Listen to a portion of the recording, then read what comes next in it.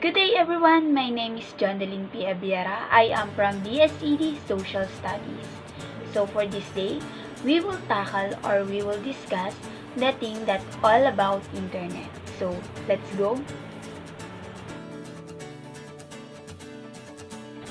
So, before we proceed to the brief history of internet, ano muna ang internet? Ano nga ba ang kahalagahan ng internet sa ating pang-araw-araw na buhay? O ano ang kahalagahan nito bilang tayo isang estudyante or bilang isang mamamayan ng bansang ito? So when we say internet, internet is a vast network that connects computers all over the world. So sa pamamagitan ng internet rin ay maaari tayong mako-communicate or makakuha ng information in just one tap. So, ang internet rin ang tumutulong sa atin upang yun nga makakommunicate tayo sa iba't ibang panig ng mundo. The brief history of internet. The internet started in 1960s as a way for government researchers to share information. Computers in the 60s were large and immobile. In order to make use of information stored in any one computer, one had to either travel to the site of the computer or have a magnetic computer tapes to send through the conventional postal system, and this eventually led to the formation of the ARPANET, which is Advanced Research Project Agency Network, the network that ultimately evolved into what we know as the Internet, and in January 1, 1983 is considered the official birthday of the Internet. Prior to this, the wire-used computer network did not have a standard way to communicate with each other. A new communications protocol was established called Transfer Control Protocol or Inter-Network Protocol. This allowed different kinds of computer on different networks to talk to each other. Then in 1986, the National Science Foundation took the development of Internet to the next echelon by funding NSFNET, a network of supercomputers throughout the country. Well, in 1991, the University of Minnesota developed the first user-friendly internet interface, making it easier to access campus files and information. So the internet started in 1960s as a way for government researchers to share information, while the first ever computer is designed for business purposes and it's delivered into the Census Bureau in 1951. And ito ay tumitimbang lamang ng 16,000 pounds at ito rin ang unang American commercial computer na naimbento noong 1951, even though na ang official birthday or ang official na pagkakaimbento dito ay noong 1983. How does the internet work? The internet is a worldwide computer network that transmits a variety of data and media across the interconnected devices, and it works by using packet routing network that follows Internet Protocol or the TCP and IP. It works together to ensure that the data transmission across the internet is consistent and reliable. And no matter which device you are using or saan ka man naroon ay ito ay consistent. And in this how does the internet work ay matatanong rin ang who uses the internet and kung ano yung mga pwede mong gawin using internet. Who uses the internet? In 1960s and its earliest day, the internet was only used by the computer experts, scientists, engineers, and librarians who had to learn a complicated system in order to use it. But as the technology improved and consumers adopted, it became an essential tool for people around the globe. Total of 5 billion people around the world use the internet today. It is equivalent to 63% of the world's total population. Internet users continue to grow too, with the latest data including that the world's connected population grew by almost 200 million in the 12 months as of April 2022. There are now fewer than 3 billion people who remain unconnected to the internet, with the majority of these people located in Southern and Eastern Asia and in Africa. What thing you can do in internet? There's almost no limit to what you can do online. The internet makes it possible to quickly find information, communicate with people around the world, manage your finances, shop from home, listen to music, watch videos, and much more. For example, is you can watch some movie online using YouTube, Netflix, or Facebook, and any other social media platform. What are the different types of internet connection? So there are many ways of a personal electronic devices can connect to the internet. They are all use different hardware and each has a range of connection speeds. As technology changes, faster internet connections are needed to handle those changes. So, naglista ko dito ng 5 different internet connection. First is DSL. DSL uses a router to transport data and the range of connection speeds depending on the service offered. It is between 128K to 8 Mbps. The next one is cable. It provides an internet connection through a cable modems and it operates over cable TV lines. The next is wireless. Wireless, or what do you call Wi-Fi, as the name suggests, does not use telephone lines or cable. It uses cable to connect to the internet. Instead, it uses radio frequency, while the wireless is the always-on connection and it can be accessed from just about anywhere. The next is satellite access. Satellite access the internet via a satellite in Earth's orbit. While the last one, but not the least, is the cellular. Cellular technology provides wireless internet access through the cellphone. Ito yung kadalasan natin ginagamit or most commonly yung mga gumagamit ng Android phone or iOS. There are 3 types of network: the over network, the network topologies, and the client or server versus peer-to-peer network. The first one is the over network. The over network types are local area network or LANS and the wide area network, which is WANS. First is LANS. It connects computers and peripheral devices in a limited physical area, such as business, office. LAN operating system is a software which interprets inputs and instruct network devices. It allows users to communicate with each other. They may link the computers by means of cables, optical fibers, or satellites, but the users commonly access the network via modem to device that allows computers to communicate over telephone lines. While the WANS, which is the another type of over network, is the largest one. It is the internet, a collection of networks and gateways linking billions of computer users on every continent.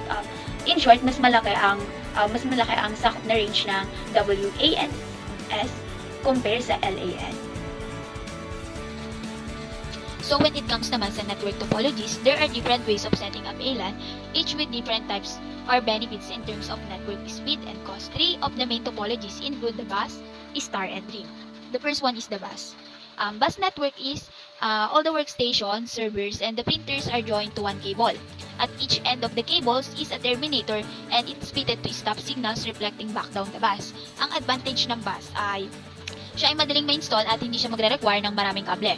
While the ring network naman is each device or example is a workstation, server, printer is connected in a ring. So each one is connected to 2 or other devices. Each data packet on the network travels in one direction. Each device receives each packet in turn to until the destination devices receives it. Ang advantage nito ay this device of network can transfer data quickly. Madali siya makapag-transfer ng data sa lalong madaling panahon, even if there are large number of devices connected, as the data only flows in one direction, so there won't be any collisions. Last is star network. In a star network is each device on the network has its own cable that connects to a switch or hub.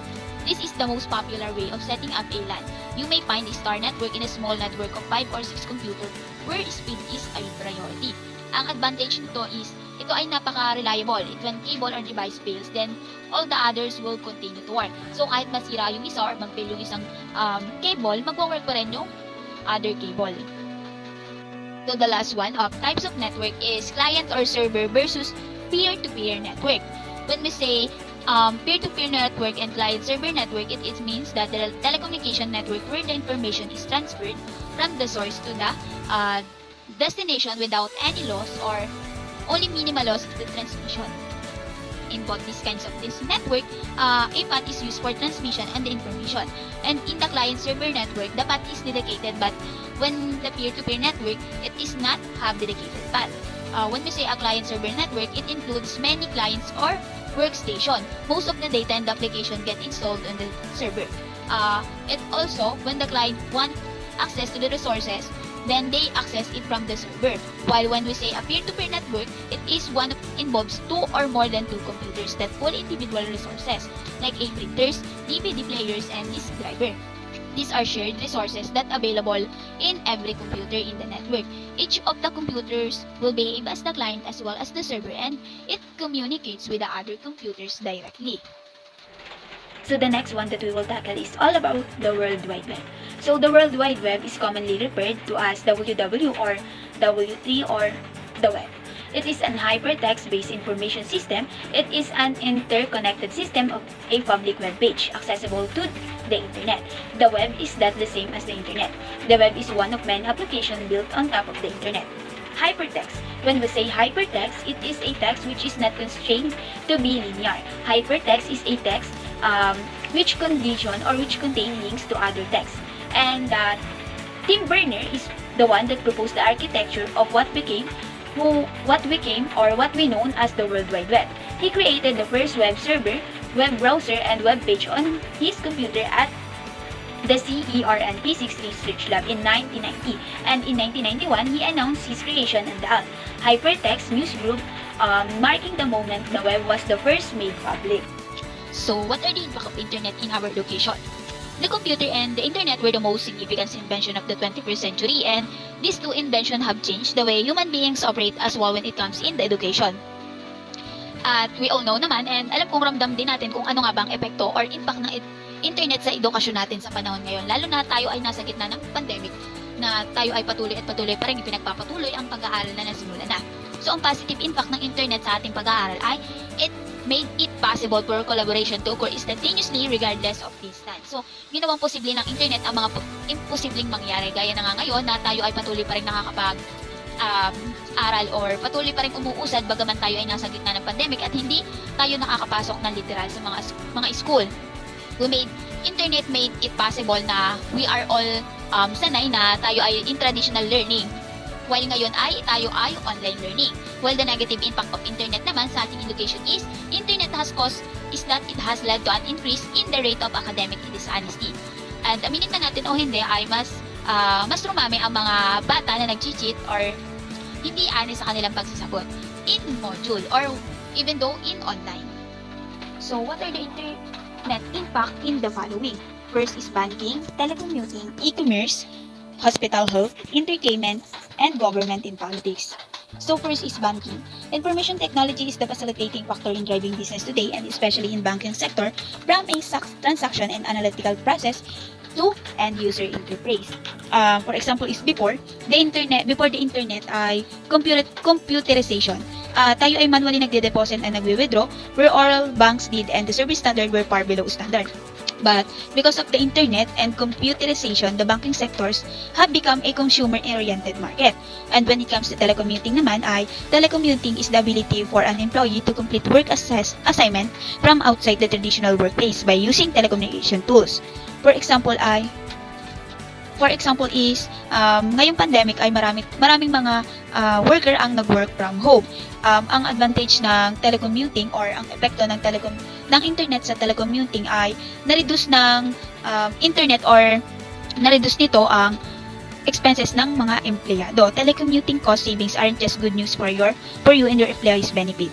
So third is e-commerce. E-commerce is the process of buying and selling of exchange of products, service, and information via computers, networks, including the internet. E-commerce also has deeply affected the everyday life and how business and governments operate. For example, ito is the marketing customers. Customer service can be greatly enhanced by enabling customer to find detailed information online. So, ang pinaka-specific na example nito ay ang Shopee, Lazada, or